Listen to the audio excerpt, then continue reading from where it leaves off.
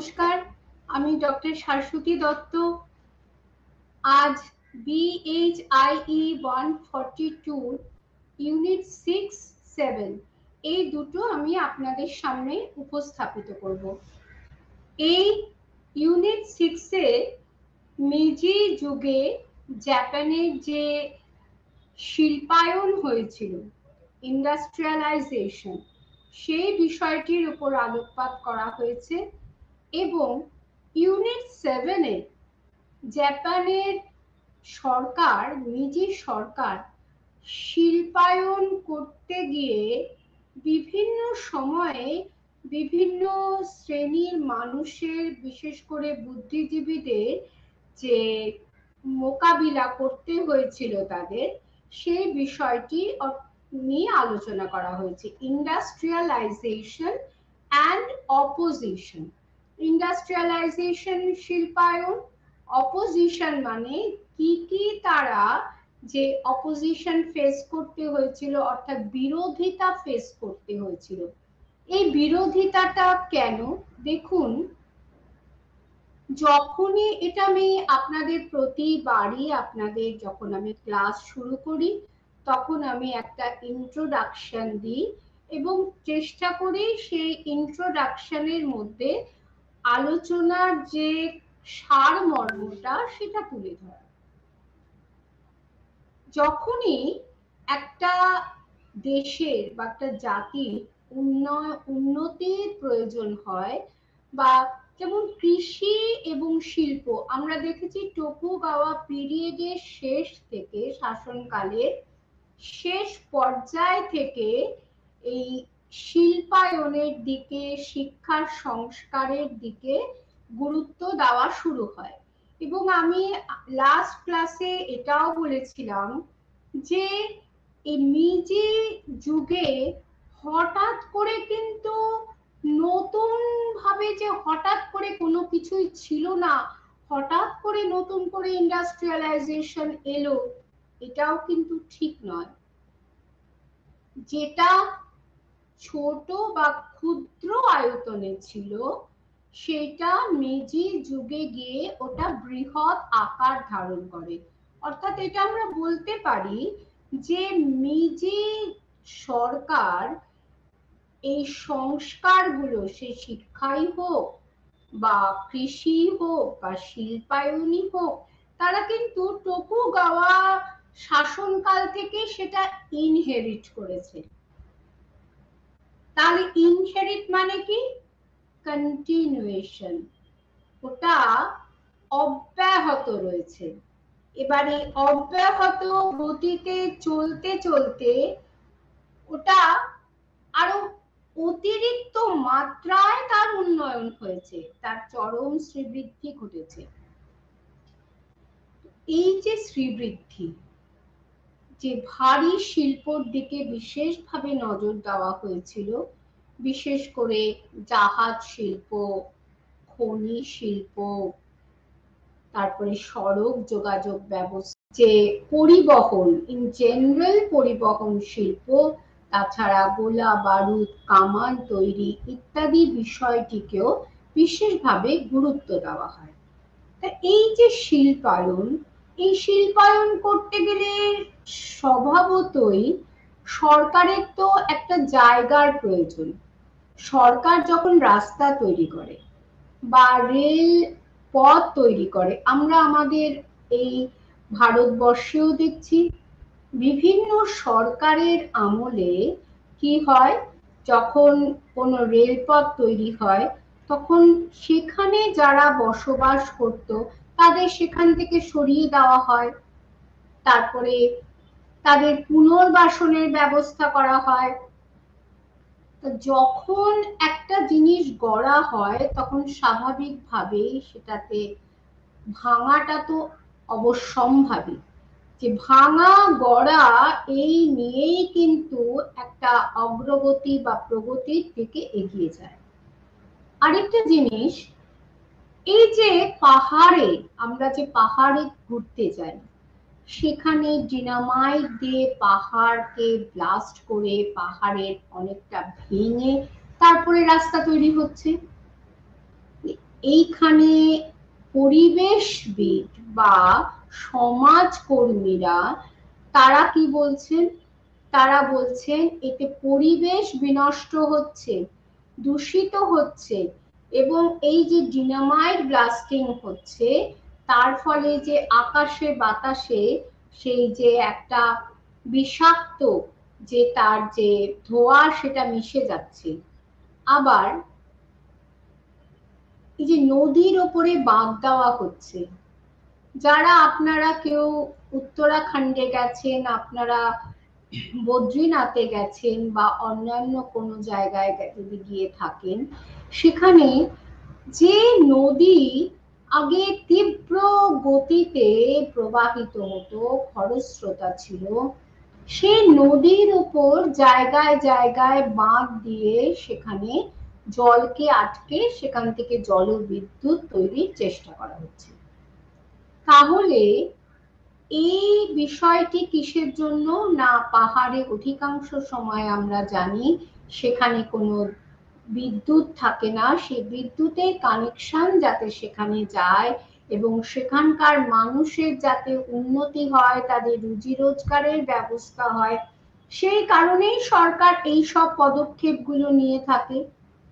তো সেই ক্ষেত্রে পরিবেশের যে দূষণ নিয়ে যারা বিরোধিতা করে, এই রকমই কিন্তু একটা বিরোধিতা আমরা এই জাপানীয় ইন্ডাস্ট্রিয়ালাইজেশনের সঙ্গে জড়িত যে প্রক্রিয়া তার প্রেক্ষাপটে দেখেছি। এবং ইউনিট 7-এ সেই সমাজ কর্মীদের যে বিরোধিতা এবং এবং দেশের বিভিন্ন প্রান্তে যে প্রতিবাদের যে মুখ, তারা প্রতিবাদে যে সোচ্চার হয়েছিল, সেই প্রতিবাদী কণ্ঠ কিভাবে সরকারের বিরোধিতা করেছিল তাকে কেন্দ্র করেই কিন্তু এই ইউনিট 7টি সন্নিবেশিত হয়েছে। তাহলে আপনারা বুঝতে পারছেন এই যে ক্যাপশনটা আমি আপনাদেরকে এক্সপ্লেন করে দিলাম, যে শিল্পায়নটা তার মানে শিল্পায়ন আর শিল্পায়নের বিরোধিতা দুটো কিন্তু একেবারে ভিন্নমুখী, কিন্তু ভিন্নমুখী হলেও তার মধ্যে একটা নিশ্চয়ই সংযোগ আছে। ইন্ডাস্ট্রিয়ালাইজেশন বা শিল্পায়ন যদি না হতো তাহলে পরিবেশ দূষণের কোনো প্রশ্ন আসতো না, আর পরিবেশ দূষণের প্রশ্ন যদি না উঠতো তবে এই পরিবেশবিদদের মধ্যে এটা নিয়ে কোনো দোলাচলও দেখা যেত না। তো যাই হোক, এই সব বিভিন্ন বিষয় নিয়ে এই BHIE 142 এর ইউনিট 6 আর 7 এই দুটো ইউনিটকে সাজানো হয়েছে। তাহলে আমি একটু আগে কি বললাম, ইন্ডাস্ট্রিয়ালাইজেশন, এই ইন্ডাস্ট্রিয়ালাইজেশনটা এটা মেজি যে সরকার টোকুগাওয়াদের যে শাসন ব্যবস্থা, টোকুগাওয়া যে শাসনকাল, তার সেই সময় থেকে উত্তরাধিকার সূত্রে প্রাপ্ত হয়েছিল।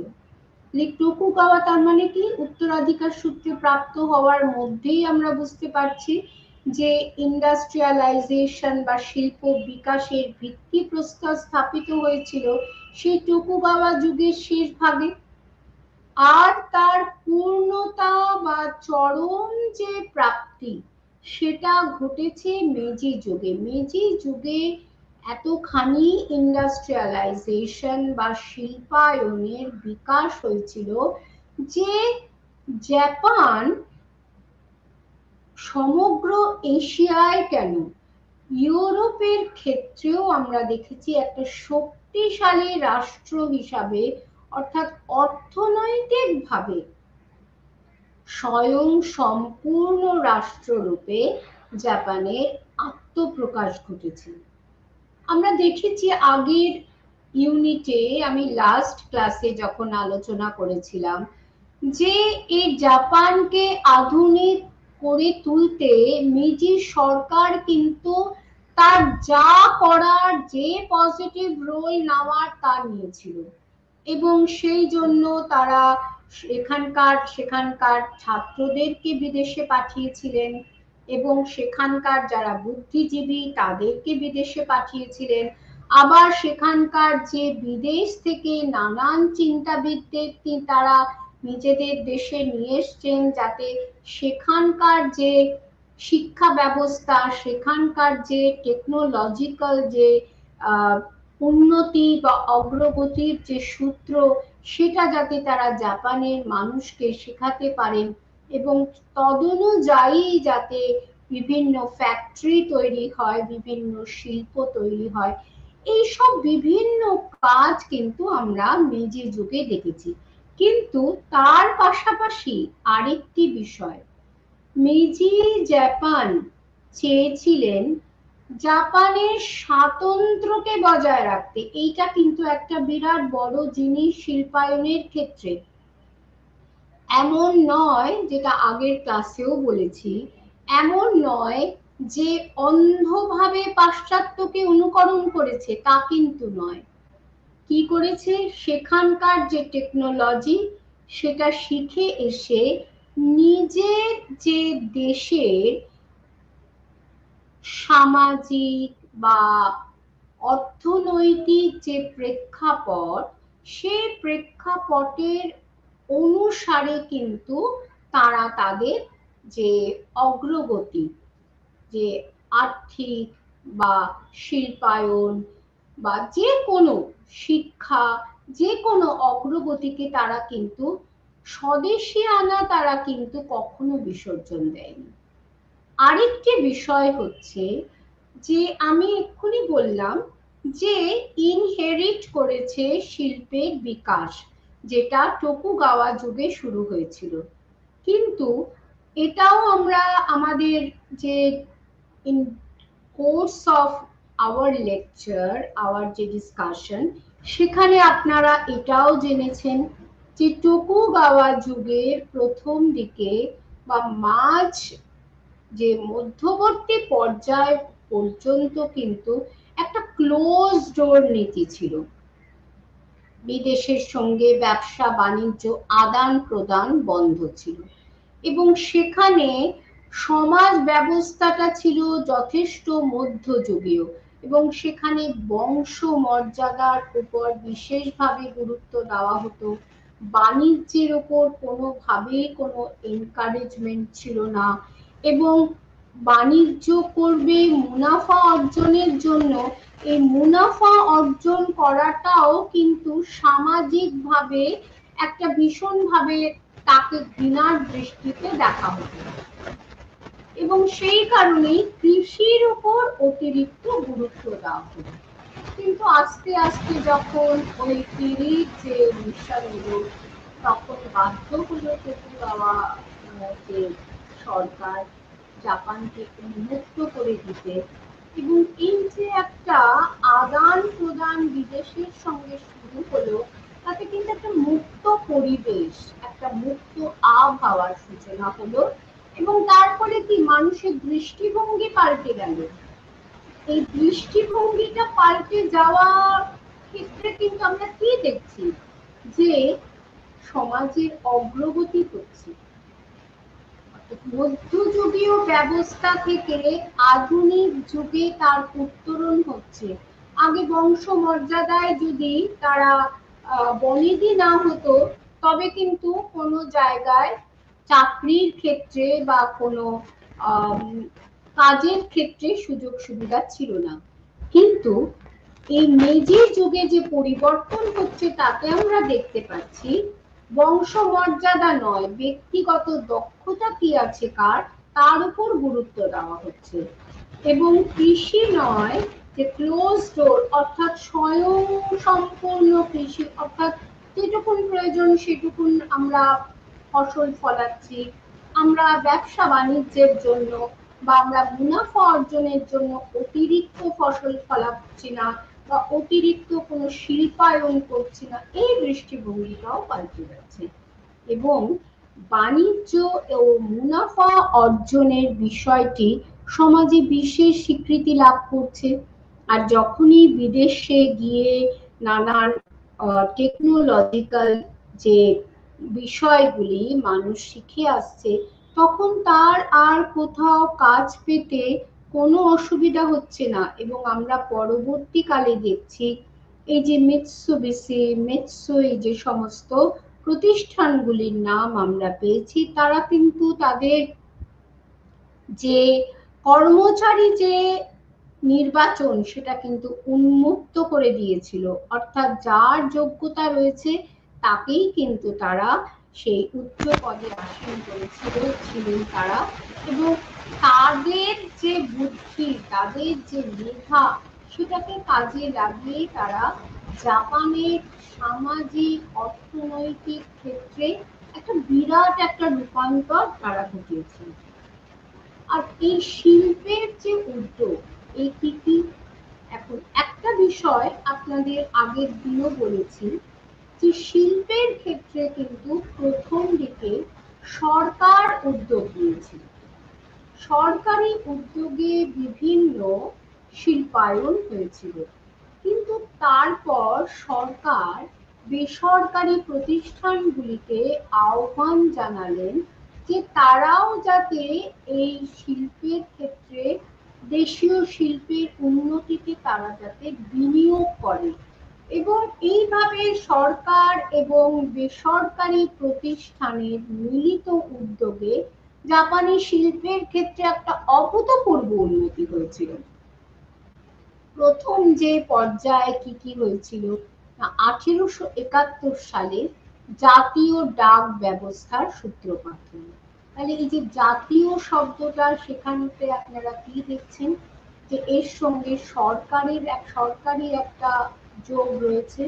এবং সারা সমগ্র দেশে সামগ্রিকভাবে গোটা জাপানে এই জাতীয় ডাক ব্যবস্থার সূত্রপাত হল।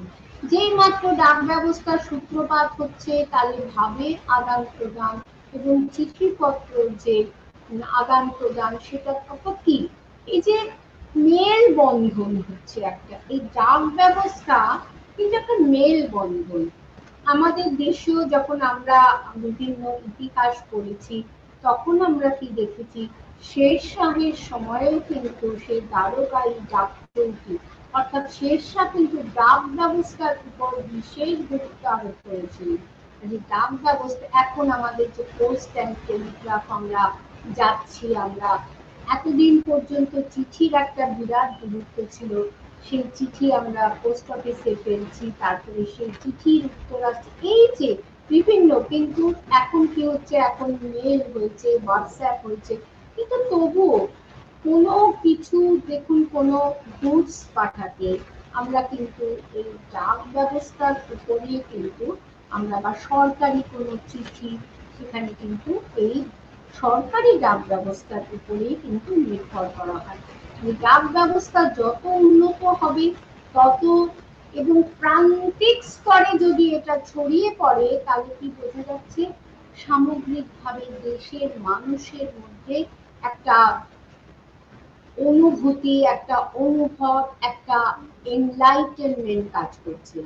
এবং তারা সমাজের এবং রাষ্ট্রের বিভিন্ন বিষয়ের সঙ্গে তারা যুক্ত হয়ে রয়েছে। এবং একইভাবে 1869 যোগাযোগ ব্যবস্থাটাকে উন্নতি করা হলো এবং 1872 রেলপথ নির্মিত হলো। আপনারা যারা ভারতবর্ষের ইতিহাসে, বিএইচআইসিতে ভারতবর্ষের ইতিহাস যাদের ছিল, সেখানে আমরা দেখেছি, আপনারা দেখেছেন যে এখানে ইংরেজ সরকার যখন রেলপথ তৈরি করলো, রেলপথ ফলে কি হলো, একটা জায়গার সঙ্গে আরেকটা জায়গার যোগাযোগ স্থাপিত হচ্ছে। এক জায়গার বিপ্লবীরা আরেক জায়গার বিপ্লবীদের সঙ্গে যোগাযোগ করছে, ভাবের আদান প্রদান করছে, তার ফলে জাতীয়তাবাদ, জাতীয়তাবোধ আরো উন্নত হয়েছে, আরো দ্রুত বিকশিত হয়েছিল। জাপানের ক্ষেত্রেও এই রেলপথ নির্মিত হলো, মানে কি হচ্ছে, শিল্প বিকাশের ক্ষেত্রে একটা নতুন একটা যুগান্তর। এবং সম্রাট কি স্লোগান দিচ্ছেন তিনি, তার মোটোটা কি, বুম্মেই কাইকা, বা সভ্যতা ও আলোকপাত, অর্থাৎ সভ্যতার বিকাশ করতে হবে এবং জাপানিজদের মধ্যে, জাপানের মানুষের মনের মধ্যে আলোকপাত করতে হবে। এতদিন যে অন্ধকার ছিল, যে মধ্যযুগীয় অন্ধকার ছিল নানান রকম, বিদেশের সঙ্গে তাদের একটা যোগাযোগ ছিল না, সেইটাকে দূর করে তাদেরকে বিশ্বের সঙ্গে যুক্ত করে দিতে হবে এবং সেই সূত্রে জাপানি ছাত্রদের বিদেশে প্রেরণ করা হচ্ছে, বিদেশি বিশেষজ্ঞদের আবার জাপানে আমন্ত্রণ জানানো হচ্ছে। অর্থাৎ এইভাবেই তিনি চেয়েছিলেন, সম্রাট চেয়েছিলেন সভ্যতার, অর্থাৎ অচলায়তনের মধ্যে থাকলে সভ্যতা কখনো বিকশিত হয় না, তার দ্রুত তার কি হয়, তার বিনাশ ঘটে। আমি যতক্ষণ না পর্যন্ত নতুন কোনো আইডিয়াসকে নিজের মধ্যে গ্রহণ করছি, ততক্ষণ তো আমি নিজের ভেতরের যে উত্তরণ সেটাও তো হচ্ছে না। তো এই যে ছাত্রদের বিদেশে প্রেরণ করছে, বিদেশি বিশেষজ্ঞদেরকে নিয়ে আসছে, এই যে ভাবের আদান প্রদান করছে, তার মধ্যে দিয়ে জাপান ধীরে ধীরে আস্তে আস্তে তার সভ্যতার একটা অগ্রগতি হচ্ছে। এবং কি কি রাষ্ট্রীয় উদ্যোগ নেওয়া হচ্ছে? বস্ত্র শিল্প, রেশম শিল্প, জাহাজ নির্মাণ শিল্প, সিমেন্ট শিল্প, গ্লাস, কয়লা খনি শিল্প প্রভৃতি বিভিন্ন রাষ্ট্রীয়, অর্থাৎ রাষ্ট্র সর্বৈবভাবে তারা বদ্ধপরিকর ছিল জাপানকে শিল্পের দিক থেকে জাপানকে ১ নম্বর করে তুলতে হবে। এবং এরপরেই তারা যখন দেখলো যে শুধুমাত্র রাষ্ট্রীয় উদ্যোগে হবে না, এই সারা দেশে আরো শিল্পায়নকে আরো যদি ছড়িয়ে দিতে হয়, তবে বেসরকারি উদ্যোগকেও আহ্বান জানাতে হবে। তাই তারা করেছিল। এবং আমরা দেখতে পাচ্ছি 1885 খ্রিস্টাব্দের পর থেকে বেসরকারি বিনিয়োগের পরিমাণ বৃদ্ধি পাচ্ছে। এই 1885 খ্রিস্টাব্দটা কিন্তু তাহলে আমরা কি দেখছি, আমাদের ভারতবর্ষের ইতিহাসে যেমন গুরুত্বপূর্ণ, জাপানের ক্ষেত্রে 1885টা কিসের জন্য? এই সময় কিন্তু ভারতীয় জাতীয় কংগ্রেসের যে ফাউন্ডেশন হয়েছিল। তাহলে আমাদের দেশের ইতিহাসের ক্ষেত্রে যেমন এই 1885টা বিরাট গুরুত্বপূর্ণ, অর্থাৎ রাজনৈতিক দিক থেকে, জাতীয়তাবাদী আন্দোলনের দিক থেকে, সাংবিধানিক আন্দোলনের দিক থেকে, ঠিক একইভাবে জাপানের ক্ষেত্রে শিল্পায়নের দিক থেকে যদি আমরা বিচার করি, 1885 খ্রিস্টাব্দ বিশেষ গুরুত্বপূর্ণ। এবং জাপান কি করলো, যেটা আমি একটু আগে ইন্ট্রোডাকশনে বলেছি, বিদেশি প্রযুক্তিকে কাজে লাগিয়ে নিজের দেশের উপযোগী করলো এবং করে নিয়ে স্বনির্ভরতার পথে এগিয়ে গেল। 1876 খ্রিস্টাব্দে অলরেডি এগারাবো নামে এক ধরনের টাকু জাপান তৈরি করেছিল। তার মানে এই 1885 আগেই কিন্তু যখন রাষ্ট্রীয় উদ্যোগ নেওয়া হয়েছিল বস্ত্র শিল্পের উন্নতির ক্ষেত্রে, তখন সরকার এই ধরনের একটা এগারাবো নামক একটা টাকু কিন্তু তারা স্পেন্ডেল তারা তৈরি করেছিল। এরকমই একজন উদ্যোগপতি, তিনি হচ্ছেন কাশিমা মামতেই। তিনি কি করলেন, তিনি শিল্পায়নে যখন তার পদক্ষেপ ঘটালেন, তিনি প্রথম দিকে বিদেশ থেকে সমস্ত যন্ত্রগুলোকে তিনি নিয়ে আসতেন।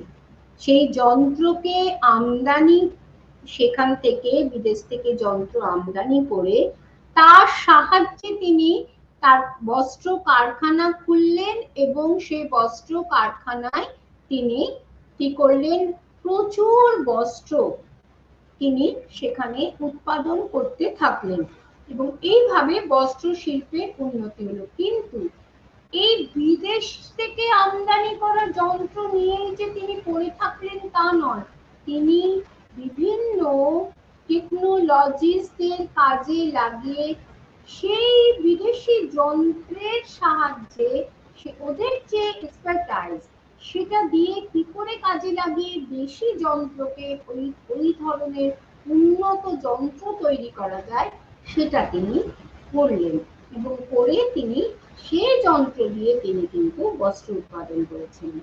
আর জাপানি যে বেসরকারি যে শিল্প সংস্থাগুলোর মধ্যে মিৎসুই, মিৎসুবিশি, ইচিজিমা, তোকুজিরা প্রভৃতি বিশেষ মানে উল্লেখযোগ্য।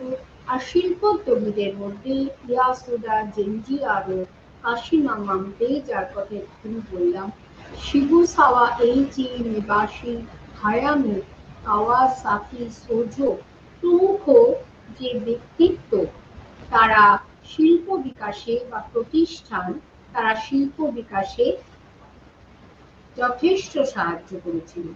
এর মধ্যে মিৎসুই আর মিৎসুবিশি এই প্রতিষ্ঠান বা বাণিজ্য সংস্থা জাপানের শিল্পোন্নয়নের ক্ষেত্রে উল্লেখযোগ্য ভূমিকা গ্রহণ করেছিল। ব্যাংকিং ও বাণিজ্য সংস্থারূপে মিৎসুইয়ের আবির্ভাব ঘটে। এই মিৎসুইরা কিন্তু সামুরাই শ্রেণীভুক্ত ছিল, অর্থাৎ তারা আগে থেকেই তাদের যথেষ্ট তাদের আর্থিকভাবে তারা সমৃদ্ধ ছিল এবং তারা মেজি যুগ যখন শুরু হলো, তারা সম্রাটকে নানাভাবে আর্থিকভাবে বা বুদ্ধি দিয়ে তারা সম্রাটকে সাহায্য করলেন এবং তার ফলে এইভাবে সম্রাটকে সাহায্য করার মধ্য দিয়ে নিজেদের ক্ষমতাকেও তারা বৃদ্ধি করলেন। 1872-এ তারা মিৎসুই ব্যাংক তৈরি করেন এবং সরকারের দেখতে দেখতে তারা এতখানি শক্তিশালী হয়ে ওঠে যে সরকারের কাছ থেকে রেশম কোম্পানি, কয়লা খনি, বস্ত্র মিল প্রভৃতি তারা কিনে নিয়েছিলেন, কারণ সরকার তো চাইছিলই যে বেসরকারি কোম্পানির হাতে যথেষ্ট সুযোগ সুবিধা দিয়ে এই শিল্পায়নের প্রসার আরো বেশি করে ঘটাতে। 1876-এ তারা মিৎসুই ট্রেডিং কোম্পানি তৈরি করে এবং এরাই কিন্তু প্রথম দক্ষ ও গুণী লোকদের কোম্পানি পরিচালনার দায়িত্ব দেয়। তারা কোনো পেডিগ্রি দেখেনি, যে কোনো বনেদি কিনা সেসব তারা কিন্তু দেখেনি। তারা দক্ষতা অর্থাৎ দক্ষতা ও গুণের কদর করে তারা কিন্তু তাদের কর্মচারীকে বা আধিকারিকদের নিয়োগ করেছিলেন। মিৎসুবিশি নামক যে ব্যবসায়ী পরিবার, তার প্রধান ছিলেন ইওয়াসাকি ইয়াতারা। 1873-এ গড়ে উঠেছিল তার সহায়তায় মিৎসুবিশি সোকাই বা মিৎসুবিশি বাণিজ্য সংস্থা এবং পাশাপাশি তিনি সেই সময় জাহাজ ব্যবসার সূচনা করেছিলেন। এবং আমরা দেখছি যে রাষ্ট্রের যে জাহাজের যে সংখ্যা, জাহাজ শিল্প, তার যে মেজর পোর্শনটাই কিন্তু এই মিৎসুবিশি তারা নিজেদের নিয়ন্ত্রণে নিয়েছিলেন। এছাড়া কয়লা খনি, সোনা খনি, রূপোর খনিকেও তারা নিয়ন্ত্রণ করত। আরেক শিল্পোদ্যোগীর নাম পাচ্ছি দুজন, ইয়াসুদা জেনজি আরো, অকুরা কিহাচিরো। এই ইয়াসুদা জেনজি আরো তিনি 1879 খ্রিস্টাব্দে ইয়াসুদা ব্যাংক স্থাপন করলেন। আর অকুরা কিহাচিরো তিনি কি করলেন, তিনি চলে গেলেন যে ডিফেন্সের দিকে, অর্থাৎ অস্ত্র শস্ত্র নির্মাণের দিকে, শিল্পটাকে বিকাশ করার দিকে তিনি দৃষ্টি দিলেন এবং তিনি প্রথম দিকে মুনাফার জন্য রাইফেল বিক্রয় করতেন। তারপরে তিনি গড়ে তুললেন অকুরা কোম্পানি। এই অকুরা কোম্পানি যে অস্ত্র শস্ত্র তৈরি করত, তারা সেই অস্ত্র শস্ত্র তারা সরকারকে সরবরাহ করত। এছাড়া বিদ্যুৎ শিল্প, কাঠ কয়লা শিল্প, রাসায়নিক শিল্প প্রভৃতির ক্ষেত্রেও কিন্তু তিনি যথেষ্ট বিনিয়োগ করলেন এবং ব্যবসা বাণিজ্যের উন্নতি ঘটালেন। শিবুসাওয়া এইচি তিনিও ছিলেন অন্যতম একজন উদ্যোগপতি।